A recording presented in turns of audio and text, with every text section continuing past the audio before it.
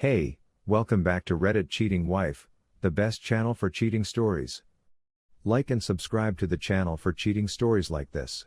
I, 32 male, found out at Thanksgiving my wife, 31 female, has been having an affair with a co-worker for several months. Establishing the scene, during COVID, my wife and I had a lengthy rough patch. Distance, emotional distance, and a deserted bedroom, you name it. I work in information technology at a hospital, and it was my time to cover on call for the holidays.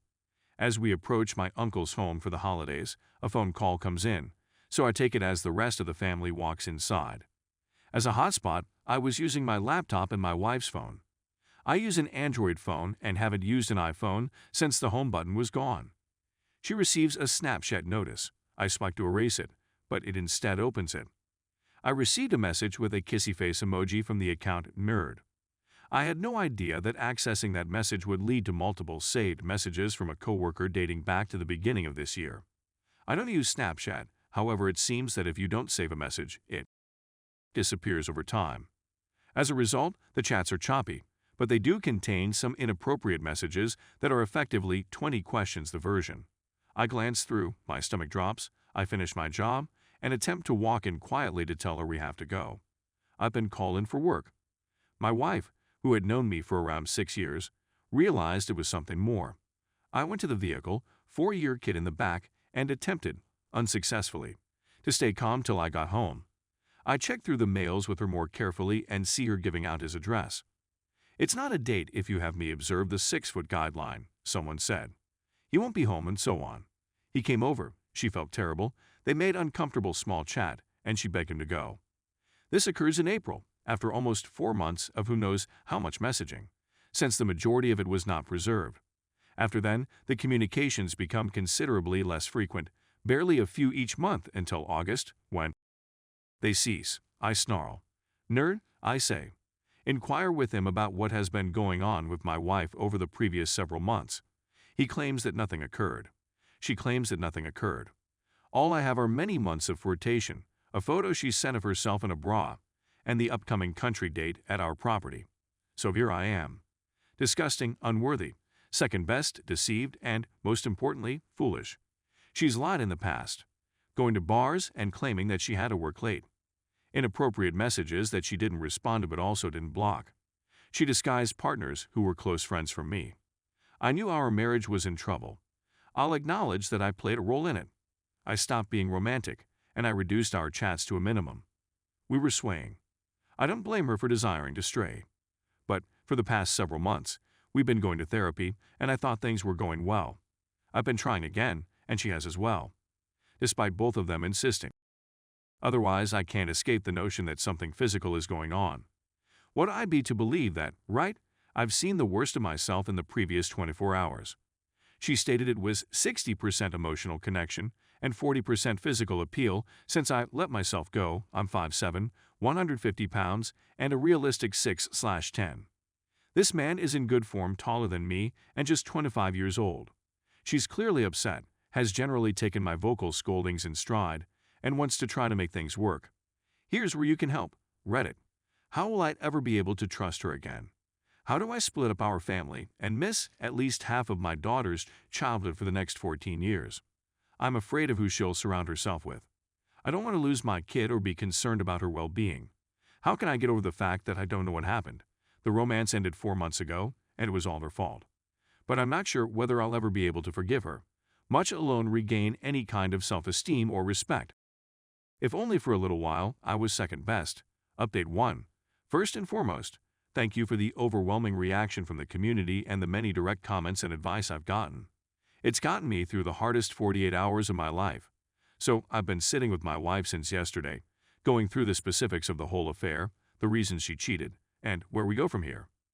Following this lengthy discussion, I contacted the affair personally. I was aware that this was a high-risk gamble, but I was familiar with him and his nature. He was sorry, provided me the information I needed, and it matched the tiniest details my wife had told me. What might have been fuel for the fire turned out to be a little respite. I understand that most people will label me foolish, but I don't believe they had a physical relationship. She found attention and confidence that she didn't seem to be receiving from me. This relief, however, was short-lived due to the subsequent talk with my wife. We spoke for many hours about her personal troubles that led to her straying, and I ultimately persuaded her that the only way out of this is to be honest. So, like most cheats, she revealed that this wasn't her first affair. She experienced the same experience with another coworker 2 months previous to her relationship with Nerd. Except that instead of being a nice guy, geek, or sweetie, this man was the alpha grab what he wants, balls exploding with confidence kind. The tone of his text was far more explicit. Basically, he's outlining all of the things he wants to do to her in great detail. She responded, but said the only result was a drunken kiss in the parking lot. Yeah, I know. Here's where I'm looking for extra help. For the first time in our marriage, she told me a difficult reality that I had not discovered on my own. She has stated a desire to undergo counseling, polygraph testing, and admit her own wrongdoing, and she despises herself. Yes, I know it's all the usual nonsense a cheater spews, but I too am afflicted. I want to assist her as my daughter's mother, whether I remain or depart. It's really difficult for me to abandon her when she's at her lowest point and wants to change. How can I get rid of the what if? What if she eventually turned out to be the person I fell in love with and always imagined she was? Address the issues that wrecked us and brought us here. Of course, she may just be telling me what I want to hear and then return to cheating. Is it really so difficult for individuals to adapt and develop as a result of such heinous behavior? Update 2. Around Thanksgiving, I discovered that my STBXW had 2 primarily emotional relationships over a period of many months. Without going into too much detail about my personal situation, I'm wrestling with a moral quandary and would appreciate some opinion. My STBXW's closest friend, let's call her B, just married her boyfriend of around 7-8 years. B has always been kind to my STBXW and even to me, but she suffers from the same sickness as me. They took a break around 3-4 years ago for 1 or 2 days. During that period, she had an affair with a high school crush and then resumed dating as if nothing had occurred. I know she explains it since they weren't legally together, based on her chats with my STBXW. I try not to become involved in other people's affairs. I always felt she was for what she did, but now I feel obligated to inform her husband. I wish someone had informed me. My STBXW's whole office was aware of her affair. They knew what my wife was doing since they observed me pick up my kid there every day. It sickens me that no one informed me for over a year. I can't say I blame them. I'm in the same moral quandary. Is it my job to sabotage a marriage? Is she justified in taking a vacation for a day or two? Or am I going to sit and watch this guy live a lie? He's not a close buddy, but he's a nice person, and we had dinner with them on several occasions. It doesn't seem to be correct, but neither does he damage his ignorance is bliss existence. Final update. It's been a long month, what with the holidays and our 6-year anniversary. I'd had many more terrible days than good, but enough time had gone that I could see progress in at least some areas. As if my D-Day being Thanksgiving wasn't enough to mar the holidays, my wife confessed to a third affair on New Year's Eve. This time, though, she acknowledged to having with this one, something she still denies of the other 2. So after a month of ugly pictures, self-esteem problems, and the weight of reconstructing a life with no plan B, I'm back at square one, with my worst fears verified. The title of this essay was inspired by a comment shared to me by another Redditor soon after D-Day. I ignored its advice and now I'm paying the entire price. Yes, I tried to concentrate on my personal development throughout the previous month, but I couldn't. I moved out, but I still spent several evenings a week with her, establishing expectations and limits for this separation. She was going to counseling to figure out why she made these choices, and I was going to recuperate from the event's impact. I determined that if there was any chance for our marriage, it would be when we both become better individuals on the other side. She eventually addressed many of her problems in treatment and had the courage to tell me the truth. The trouble was that I wasn't prepared to hear it. I pleaded to be allowed to hear it. For weeks, I probed and lived with the trickle truths, but I wasn't ready. I'm shattered. Images of things that used to kill me now appear unimportant. All of my progress was lost in a matter of seconds. What's amusing? When she informed me, she burst into tears, and I consoled her for hours. I didn't cry a single tear until today, when I fully lost it. I messed up. It was then that I realized how little I had been focused on myself the whole time and how much of my own development I had sacrificed in order to be here for her. I reinvested emotionally in her. I didn't say anything, but I was hoping for a happy ending in which I forgave her. She changed, and we made it work. I'm not sure I have the strength for it anymore. However, I am proud of her. I'm proud of her growth and the fact that she accomplished something for the first time in the 6 years I've known her. She was honest with a painful reality.